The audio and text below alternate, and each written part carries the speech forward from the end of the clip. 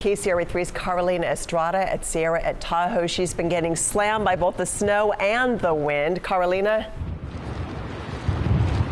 Yeah, Edie, as you guys can clearly see, those gusts of winds are very strong here on Highway 50. We're on Sierra at Tahoe, and I want to show you, because I did mention earlier before, we're not really seeing that slushy snow, but just like hard ice. And you guys can see just how this ice is here at Highway 50. We're not seeing like those slippery. Still, the ice is pretty hard, so it's important for drivers to just be careful. And probably if I told you that Caltrans just plowed away snow on Highway 50 right here, you wouldn't believe me, because you can barely see any of the pavement.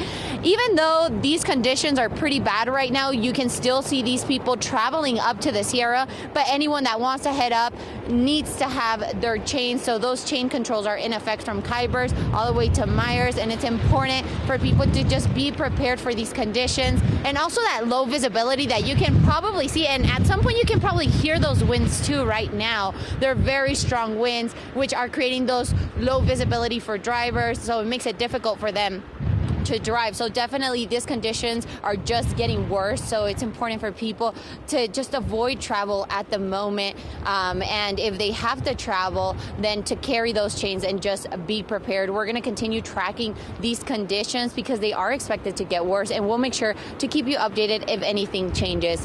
Live in Sierra at Tahoe, Carolina Estrada, KCRA 3 News. Yeah, you're right, Carolina. We can hear that wind as well as seeing the pictures there, and we know that that can be painful, having the snow blowing right in your face. So we appreciate your live update. Options were pretty limited today for skiers and Tahoe area ski resorts. Most closed for the day. This is what it looked like right at Palisades Tahoe. It was among the resorts that closed because of dangerous conditions with strong wind and heavy snow. You can see the visibility was not very good, and that was especially true at the top of the mountain.